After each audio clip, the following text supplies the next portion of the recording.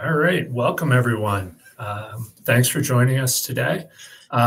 This session is Mastering the Art of IT Messaging in a Crowded Market. And wanted to just kick off by going right into some introductions. My name is Mark Howells, Chief Strategist at Dakota Ridge Marketing.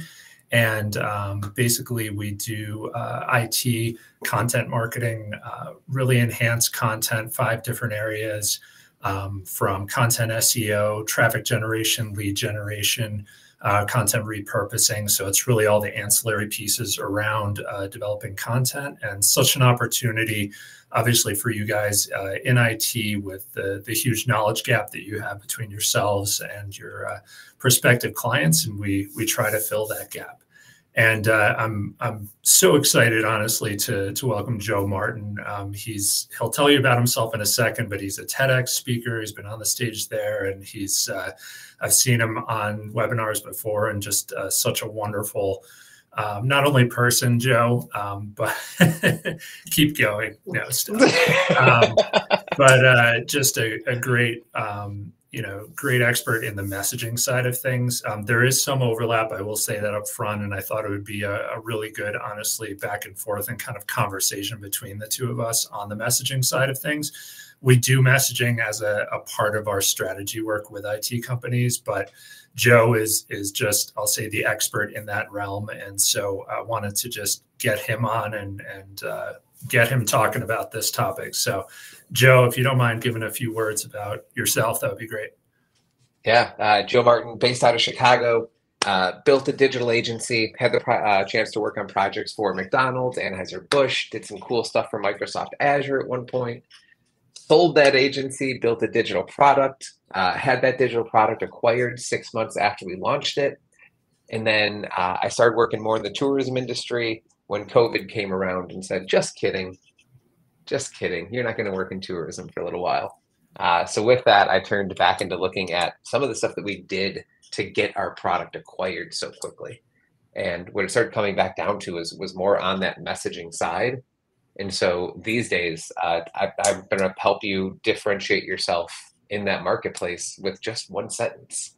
And it goes so far. And I'm excited to dig into that today, because that differentiation controls so much of the company. If the first sentence on your website is off, everything's off.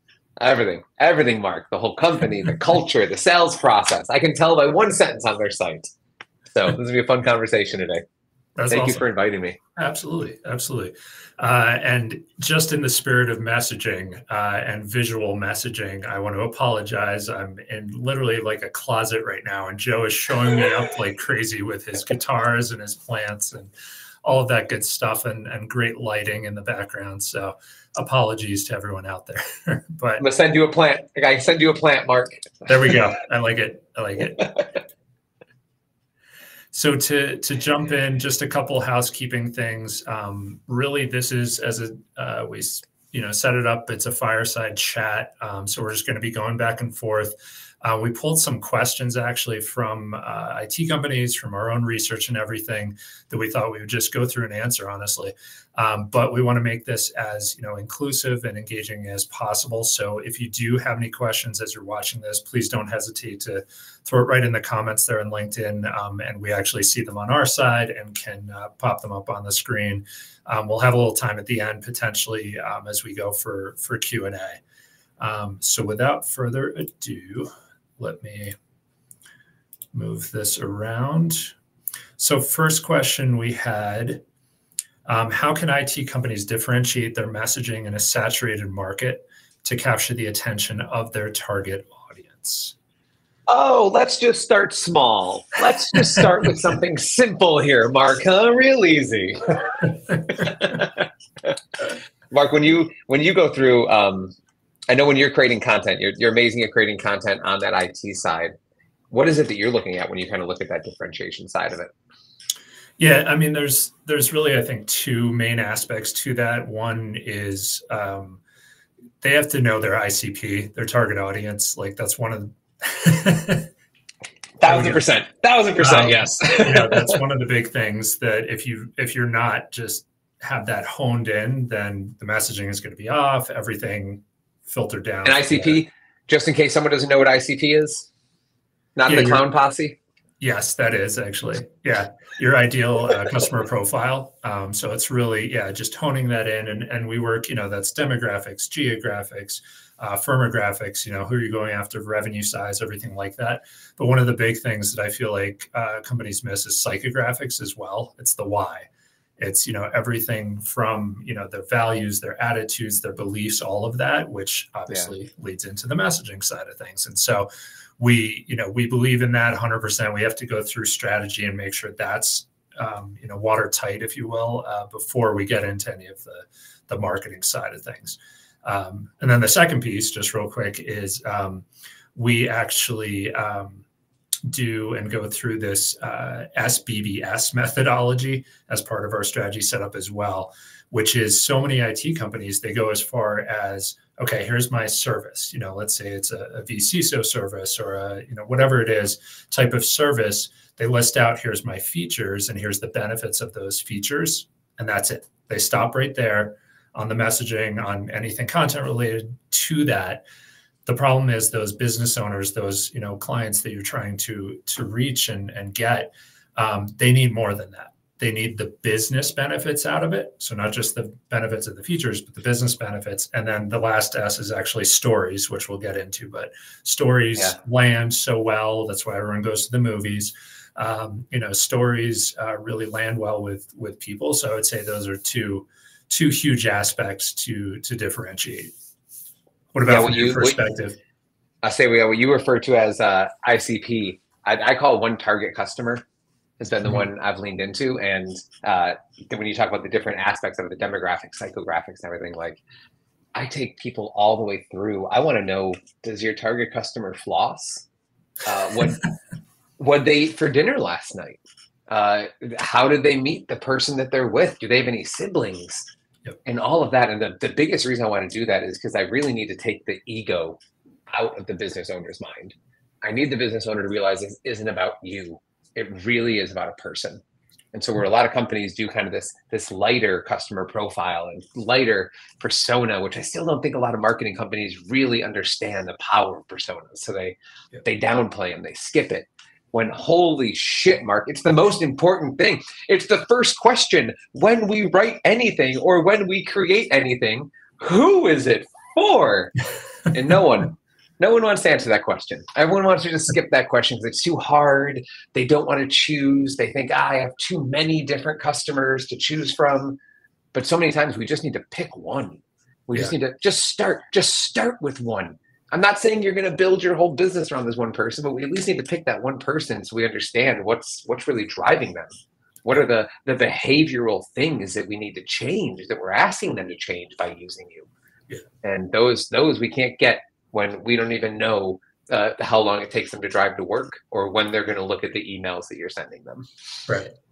No, it makes sense. And it's such good, I'll say fodder, for lack of better terms, for marketers when you have all that information behind you, because you're like, oh, that's who we're going after.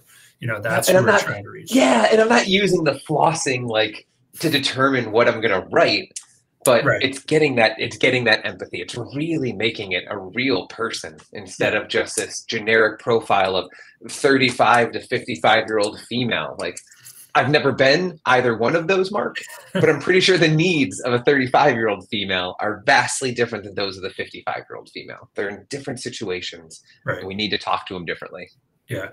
And I think the big thing that we've seen, at least, is, most IT companies are on the B2B side, right? If they're an MSP, an MSSP, what have you, they're on the B2B side. And it's all about the company that they're going after. And they're like, okay, this is it. But there's this again gap or kind of separation between the understanding that that's the company, yes, but there's people in that company. There's a person on the other end of the marketing, of the messaging that you're doing. And there was we don't have John Cusack just standing out there with a boom box that's screaming your message in a building, and the building's going to reach out and say, I want to work with you. Right. It's a person. It's someone inside. Yeah. Yeah. I think it was a Harvard professor that showed, I think it was 93% of purchase decisions, even B2B purchase decisions, are emotional. And that, if you actually stop and think about that, it's kind of mind blowing when you're just thinking, oh, we sell to companies. That's what we do. Yeah. Companies they just make logical decisions all the time. Everything they do is based on logic. Nothing's based on emotion. Ugh. It's all emotional. Yeah. But again, I mean, it speaks to the messaging side of things. That's what we're doing here today. But that's what it's all about, is to build that whole the whole brand, that connects with those emotions with the people. And what I hear a lot when I try to talk about like website copy is I always get this pushback of people being like, oh, well, we're not really using our website that much. We talk to customers. They're not really going on our website. But when that website conversation is wrong, I know the conversation you're having outside of the website is probably still not aligned with what they need either. Yeah. And those two have to play together. They have to play together. Yeah. We'll get into that, I think, in a little bit, but just the multi-channel messaging consistency, so key, because, I don't know if it's just me, and I don't think it is because I've seen the data, but anytime somebody hears about your company or, learns about they need a solution, they start looking up, different IT solutions. What do? They're going to Google first and go to your website. They're going to look at your social media profiles, different things like that, to say, like, is this really the right company that I want to work with? And you have to have that, messaging on point. So they don't trust you. They don't trust you innately. They will not trust you, and they shouldn't. You're probably a shady IT company. Let's make sure they know you're not a shady IT company. They are scared of working with an IT company. One other thing I actually had just to comment on was discovery. That's actually something that I think in the messaging process and in the differentiation process, back to the question, is so important. Both, external discovery of like, okay, great. How are you going to pull all this ICP information together? Yes, there's a lot of research and data out there, but talking to people, because that's what, this is all about, is important, but also internal. I think at least when we work with clients, there's a lot of that kind of top heavy messaging aspect going on of like, this is who we are and that's it. But it is so interesting when you talk to other people inside the company. Well, who are you really? Like, what is this brand as a whole? That you get a lot of insight from, I think. So. Yeah, what I see a lot is companies love to build from themselves out. Mm-hmm. Here's all the things we can do. Here's all our capabilities. And that there's even a lot of marketing companies traditionally that want to come in and say, hey, tell us about yourself. What are your mission? What are your values? Let's figure all that out. I don't give a shit about that stuff. I need to know, who's this person? Who is that person that we're trying to win, and what do they need to hear? And how do we build from the customer in? Right. Instead of trying to go from company out. And that's where I think that it's hard to differentiate when you're trying to build from the company out, because you're going to look at the IT company next to you and say, well, we do the same thing. But when you look at the target customer, one of them might be serving large corporations with offshore teams, and another one is serving 20-person offices here in the local area. Yeah. Like that's how we differentiate. We differentiate by who you're serving. Your customer is your differentiation. Yeah, no, I love that. Mark, is it okay that I swear, by the way? I realize I've dropped several swear words here so far. I apologize if I'm going to clean it up a little bit on this side. No worries. I'm okay with it. Hopefully, everyone watching is okay with it. Sorry, friends. Let's move on to the next one. So what role does storytelling play in crafting effective messaging for IT products and services, and how can we incorporate it into our strategy? Yeah, my 2 cents. It's huge, as I said, and talked about on the differentiation side of things. And it's in the IT, in the channel. There's so much of the same. Not everyone, but majority of people are providing the same services, and that's always a question that comes up when we're first talking to companies: is how do we differentiate? How do we be apart from the rest? And I think stories is near the top of the list. It's, as I said earlier, it's how people connect with other people, whether that's a B2B, B2C, doesn't matter. I always love it's not B2C, it's not B2B, it's H to H, it's human to human. Yeah. And that's how, you can connect with other humans, is through stories. And that's what we love to do, is take a a service, take a feature, something like that, and say, okay, let's now dive into some of the stories behind this to really unearth what's going on here. And again, connect with those emotions, but really showcase. And when you can take, yes, we do case studies and all of that and testimonials, but when you can take that content and really weave a storyline out of it, that's when you're going to connect. That's when the messaging really hits home. Yeah, and I want to jump on that a little bit. So my TEDx talk is about time travel, and part of it, if we use this pen to kind of signify time here, we kind of have from when someone has not learned about you to when they learn about you and they want to pay you everything. And those stages in there we need to look at when we talk about time and kind of how the application of time, because those stories I think are extremely important. And that's where I think a lot of your talent and expertise comes through in getting those stories in content and getting that out there. And that's great to have that storytelling component ahead of that conversation. We want to lead with that story conversation. But a lot of times, once they get on the website, I need clarity.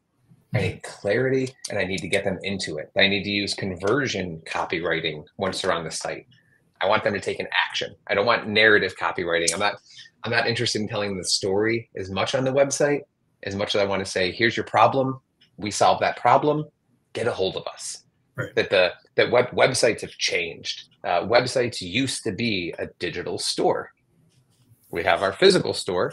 Here's our digital store. But now what we're seeing, the highest converting websites are more of a digital salesperson. And that salesperson is having a conversation with the reader. It's a one-sided conversation, and the page is doing all the talking, but it's a conversation. And I need that page to identify with that person's problems, talk about the solution, present our option, provide a little social proof where needed, and have more of that conversation. Whereas I see a lot of companies that still try to use brand copywriting on their website, and their first sentence is a catchy tagline or something that only means something to them.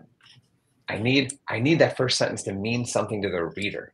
And when they get there, I don't need them to just remember you. I don't want brand copywriting. I need that first sentence to be, what the hell is this? And why should I care? That's what I need to get you into. I need to get them into that and then get them to take that action. And I know for IT companies, it's not a checkout process. We're not just doing some e-commerce thing here. So those sites can usually be a lot smaller and just say, here's the problem. Here's our solution. Talk to us. And then we have that conversation. Or then we push them back to the blogs to take them more through that story and sell it that way.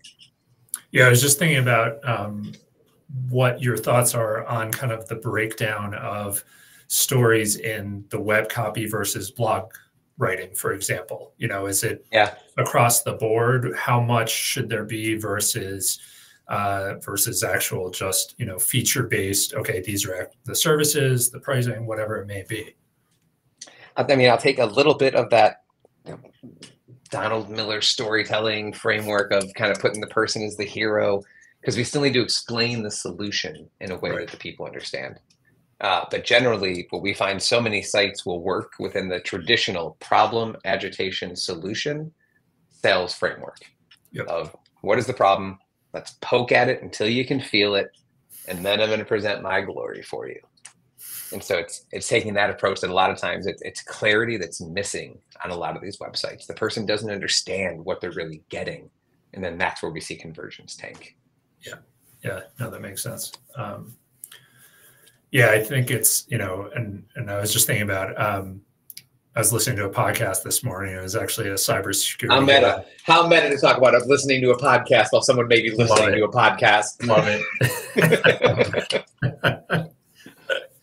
And it was perfect timing doing this today, but I was like, yeah, that's exactly it. Of connecting up the stories and doing it all about, what is that reader? What do they really care about? Right. Getting down to that level, whether it's, again, through stories or whatever it may be, you have to get to that level. And his example was, okay, you've got a manufacturer of shoes, right? And their manufacturing plant is in a tornado, zone. And in one day they have a cybersecurity event, ransomware, whatever it may be, and they can no longer manufacture shoes. The other day they have a tornado come through and hit the plant, and they can no longer manufacture shoes. they don't care about the cybersecurity risk, and that's all you're talking about. They care about manufacturing shoes. That's what you need to be talking about, is that end game, that end thing that the business owner really, really cares about. So I think aligning all the stories up to that and aligning to what they care about and showcasing, as you said, here's my golden, pair at the end, or whatever you may call it, that's the end piece that we're trying to get to, is aligning that with the solutions that they need. Yeah. And let's come back to the pen. With the pen being our timeline, is, again, we may be having conversations over the course of 6 months. And so month 1, they're reading blogs. Month 2, maybe they're going on the site. Month 4, they're visiting the site again. And then maybe in month 6 is when they're finally going to talk to us on the phone. And after they talk to us, that's when we can tell them more about the how we do this. Mm-hmm. But if I give away too much of the how on the website, I may turn them away. Because there's a little thing that we have on that website that we don't see, but it's curiosity, and they're curious. And if I satiate that curiosity by telling them too much of what we do, and IT companies, friends, you're notorious for this, but IT companies love to then explain, here's how we do it all, here's all the stuff we offer, here's our 30 pages of everything we can help you with. And depending on who that decision maker is, they don't need all that information. And the majority, when we look at the analytics behind the scenes, those pages aren't being used. They're not part of the sales process. So we can usually trim those in and make those a little more concise and specific, and keep those other conversations for after we're talking to them. Right. The website doesn't need to be that store. We don't need to put everything we have into that store. Trim it up. It's a salesperson. Put them in a good looking clothes and arm them with the right conversation.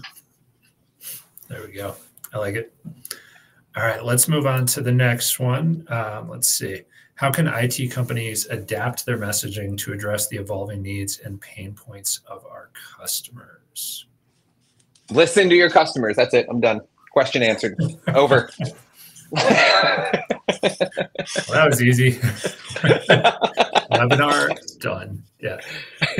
It's like those movies. It's like when they shorten those movies. It's like when Isildur just throws the ring into Mount Doom and the movie's over. Like, that kind of stuff here. I think that idea of evolving it, I'll go back to just innovation, and that the places we get innovation from are by listening to customers. And it's by understanding what do they really want. And we need to talk to them. For our customers, every 2 months, we kind of sit down and we ask them what went well and what didn't go well. And we get this list mode, what's going well, working with, what's not, where else do you need help? And so many times it's just listening. Like, they're terrified to do this to their employees, so they rarely want to listen to customers. But we gotta listen to them. They will tell us what they want. They'll tell you where the value is and how this is valuable to them. But too many times we see IT companies pushing services. We want to shove out a menu of kind of, here's what we do, and then just say, oh, well, if you don't want it, screw you. But no, it's the problem they have that we really got to solve. How do you address this, Mark? How's this come into play on the content writing side?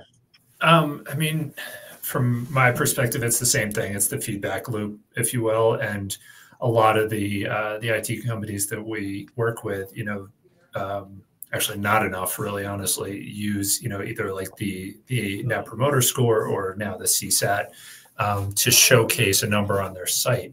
But the problem is, a lot of times that's as far as they go, right? We got that 93.8% CSAT score, and there it is. It's on the site, done, as opposed to actually using that information in different ways and pushing that down through the ranks. Everything from, how does the support side of things enhance their customer service, just an example, through to the messaging side of things of, well, there's a groundswell in a certain direction, right? People keep talking about this topic, this thing.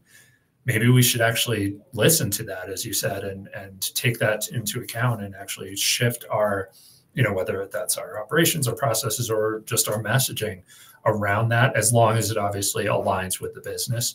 But, doing that and using that feedback loop effectively and efficiently, I think is an important piece. Yeah, and when we can get some information, I'll go back to Professor Clay Christensen from Harvard Business School of jobs to be done approach. If you're not familiar with jobs to be done, please look it up. Fascinating concept. My favorite one, there's a video online where he talks about what job does a milkshake do? And right? It's like, what do you mean? And so if I were to say, what job does your IT company do? I think you'd kind of pause for a moment as well about what job do we do? And as he kind of positions his jobs to be done, it's really like, what does it mean to the person? And I'll spoil the video for you. In the video, they talk about what job a milkshake does. And he talks about how when they did the research, they found out most of the milkshake sales were occurring between 8 a.m. and 10 a.m. And that the job the milkshake was fulfilling was that it was easier for people to consume in the morning while still driving to work. It wasn't a sandwich that they kind of have to mess around with. It wasn't a bagel that they're trying to eat and do inside their car while they're driving. It was something simple that they could have in their hand, put down. It would take them a while to consume it, and then they'd feel full afterwards from it. Like, this is the job it's doing. And it's important to know really where you fit in, where does that IT company fit in? We're not just doing IT. There's a bigger job we're fulfilling. We're not just slinging milkshakes, everybody. So you're saying that should be the first line on a IT website. We're not just slinging milkshakes. Okay. If they're familiar with this, then yes, we got them, because they're going to read that and say, "Holy shit!" Yes, there's some differentiation right there. I like it. I like these questions. I like this, Mark. Let's keep going. This is good. All right. Next one, what strategies can IT companies employ to ensure our messaging effectively communicates the benefits of complex technologies to non-technical audiences? Yeah. Ooh. You want to take this one first? Front? Yeah. I mean, this is huge. This is huge. And it's to me, one of the biggest like stumbling blocks, I'll say, for IT companies, because they live it day to day, right? You guys live it day to day. You're, technically minded. More than drinking the Kool-Aid, they are the Kool-Aid man. They're busting through the. Yeah. Oh yeah. Yeah. Brings back a lot of 80s. Yeah. But it's amazing how, when we start working with companies and looking at not only the website copy, but their content as well, you read through it, and it reads like an encyclopedia of technical jargon, and it's not going to land. It's just not going to work. People, the prospective clients you're trying to reach don't understand what you're talking about. Again, we've talked about, stories and different aspect and messaging so far, but that's what is needed. So no jargon, explaining things in layman's terms is so important because, again, you bring up all these acronyms, you bring up all these, technical aspects to the services that you provide, and whatever you want to, talk about, it needs to be, for lack of better words, dumbed down the right way to really message effectively and get across what you need to. And in a short, the KISS principle, in a keep it short and simple, or keep it simple, stupid, is so important here. It's got to be on a silver platter, straightforward, easily digestible, and not to quote the podcast again, but another piece that resonated with me this morning was just the idea of, especially for cybersecurity, can get pretty heady. It can get pretty technical in nature. And this guy was talking about, he's a CISO, and he was talking about how any presentation, get to the point in 20 slides in 20 minutes. And you probably, I'm sure, as a TEDx guy, you may know about it. It's a Japanese way of presenting, but you have 1 minute per slide. You got to get through it quick. Doesn't matter how technical it is, doesn't matter. And that's the whole idea, is it's got to be simple, straightforward, and kind of on a silver platter overall. And it's so incredibly difficult to do that when you're trying to figure out what to say to people. That's where I think it becomes so hard, and these companies get held up that, again, they're trying to say, great, we're talking to 35 to 55-year-olds. Like, those are all different people. They're different conversations. So I really push you, anyone listening, pick one. Just start with one customer because it's not only, Mark, you said we got to explain it in layman's terms, but more than layman's terms, I need to be in the right terms to the reader. For example, if it's a CFO coming to the website, we're going to talk about the cost efficiencies of your IT system, not the technical details of what they get. They don't understand the technical. If we're targeting CEOs, we need to talk about how much better the team is going to be and profitable in the long run. And hey, this is setting up for the sustainability and longevity of the company. And you're going to be able to sell the company for more by working with us because you're going to have these systems. It's figuring out who that person is and tailoring that conversation around to them. Yeah, no, that makes sense. And you had something else there. You said too. You said that it's not going to land. I want to play off that a little bit, because a lot of times what I compare this to is Heath Ledger in the movie A Knight's Tale. Yeah. I don't need to throw full Heath Ledger at you. I just need the tip. I just need the tip of that conversation. What is the very first thing we need to say just to get their attention, to help them understand what this is? Then later, I'll go back to the pen and the timeline. Later, we can tell them everything. Later, we can get into the complex stuff down the road. We just don't need our digital salesperson up front trying to tell them everything in the world that we do and simplify that down. We need to pick that initial conversation that's going to make them say, yes, I'd like to know more. So from a content marketer's perspective, how does that play into needing, multiple posts per month, et cetera, which is how we work with, clients, is kind of a 3-level hierarchy, looking at, okay, here's our pillar content, here's the clusters that we want to talk about, which we want to be able to talk about so many different elements of what the IT company does, right? Or are you saying really it's the upfront piece? I come to the website, okay, I see that first messaging. I'm just, my appetite has been whet, and I do want to look into it more, and then I'll kind of dive into that more, because we got to think about nurturing and everything like that as well. So we have to think about buyer journey. We're not just talking to these people the first time, we might be talking to them the 7th time. And so we do want to kind of pull back the curtain a little bit as well. Depending on how much they need. Again, that if that target customer is the CFO, I may need more articles about the profitability of investing in IT. And probably even more problem-aware articles that help them realize where some of their faults are in their system, and not as much explaining the technical details of what you do.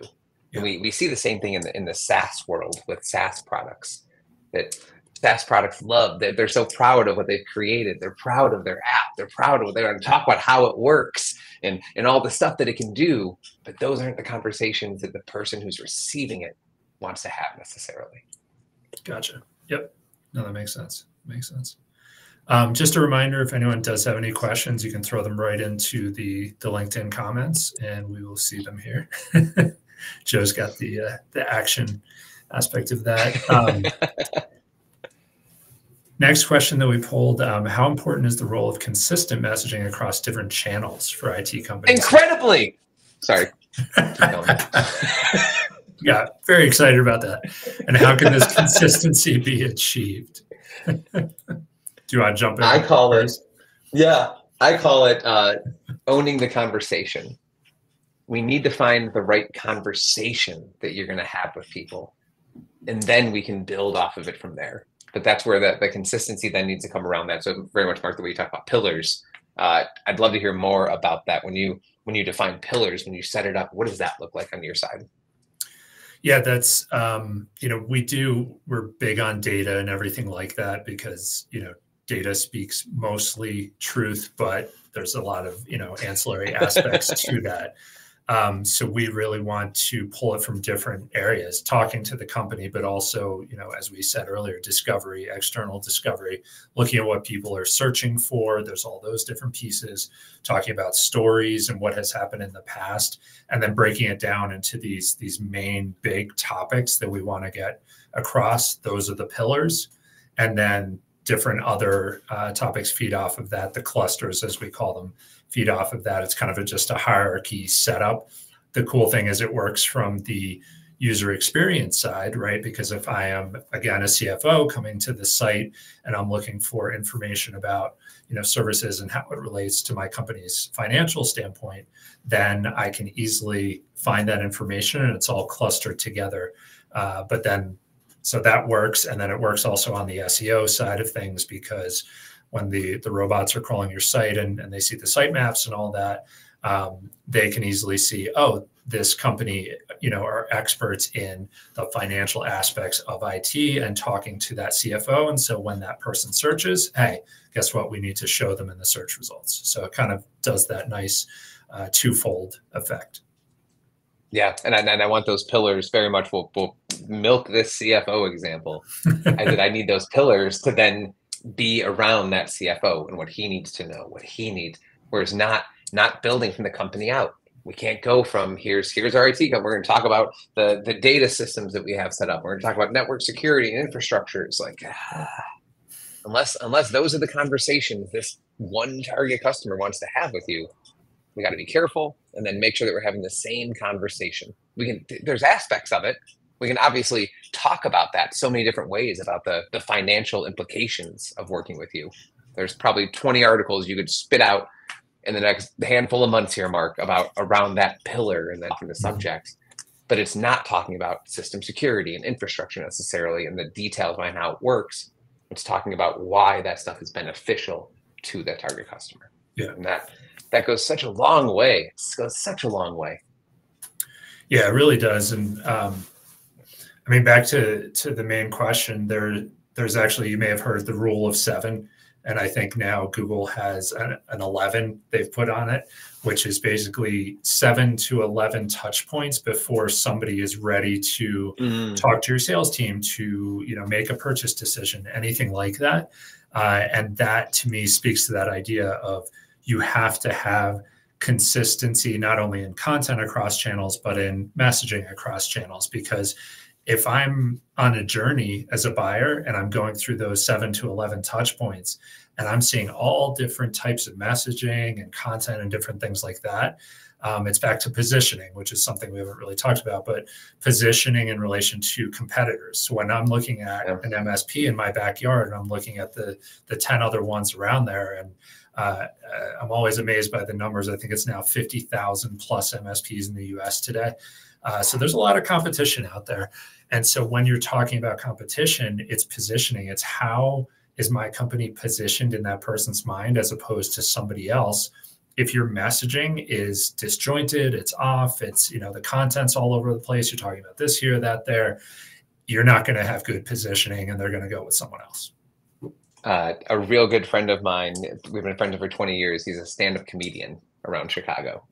And I presented this idea to him a few years ago. Like, hey man, who's your one target audience member? And he thought it was absolutely ridiculous. I kind of pushed him on it. I was like, let's really figure it out. Like, who's going to enjoy this the most? Who's going to take away? And what we found out was that so many of his jokes and the stuff he talks about now is relevant to his own life, and that he has 2 kids. And I'm like, well, I have no children. That stuff's not really relevant to me, that type of comedy. Mm-hmm. And so already it was starting to niche him down a little bit. And so over the last few years, he's leaned into this bad father moniker. Just 2 words he's put together, and it's catching on. More people are finding him now. They're remembering him more. They're talking about it on podcasts. And he actually just got booked now this summer. He's going to be headlining the comedy club at the MGM Grand in Las Vegas. Wow. And that's awesome. It's a way to identify. It's the conversation. So, it's the same in IT. Just what is that conversation we need to have? We got a shit ton of stand-up comedians. How do they stand out? How am I going to remember them? And it's that same thing with IT. What are they going to remember about you that we can lean into for your conversation? Yeah. And we're getting more into branding as a whole, as opposed to just messaging here. But I always use, when people are like, I don't understand branding and all that, I always use Google versus Apple, because they both make phones, they both, do XYZ on, main technology products and everything like that, but hugely different feelings about them, usually for everyone, right? There's a huge brand aspect behind it. And normally it's you either love Google and hate Apple, or vice versa. A lot of the times I'm on the Google side. Sorry for anyone. I'm on the Apple side. There you go. Perfect.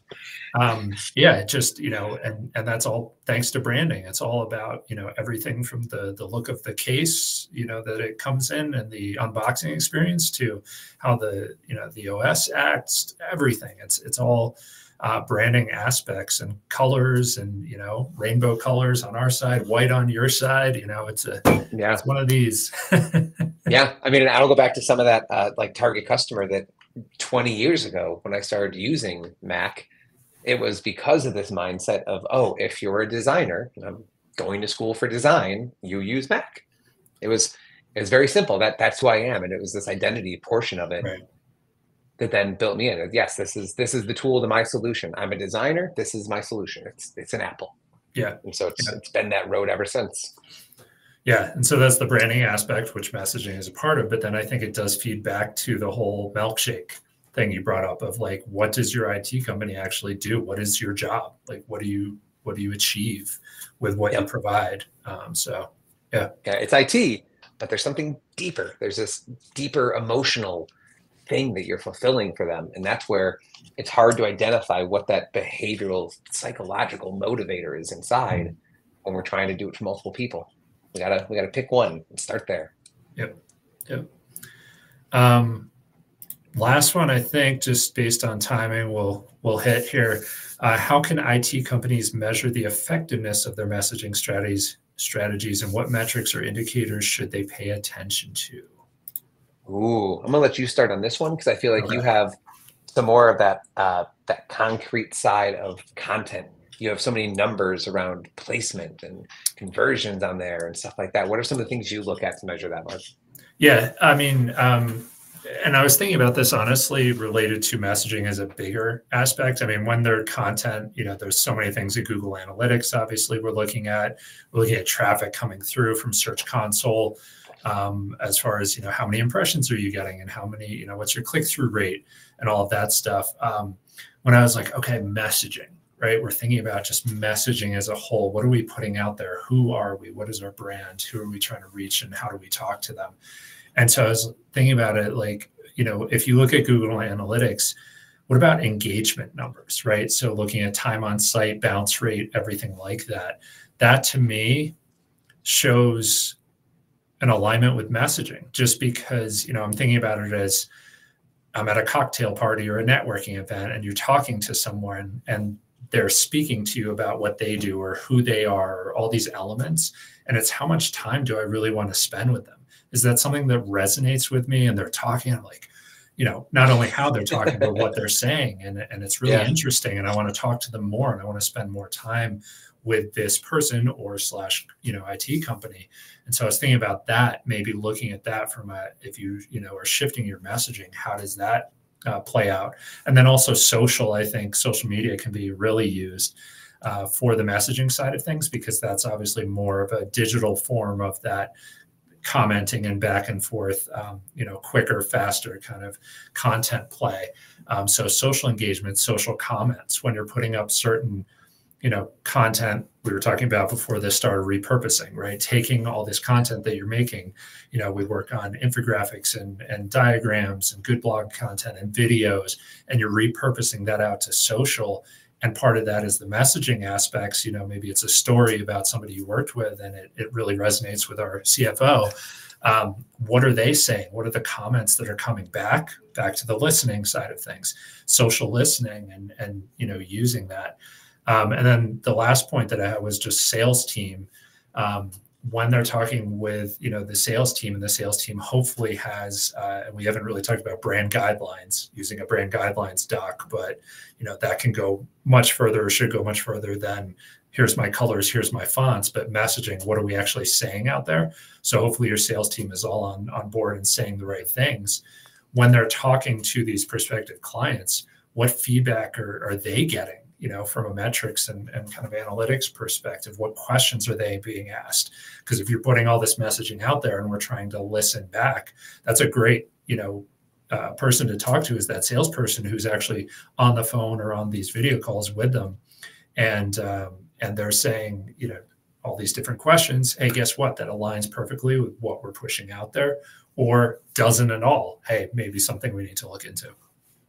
that conversation needs to align over time as well. But again, if we're talking 6-month sales process with the pen here, yeah, I need the article to say something. I need the website to say something else.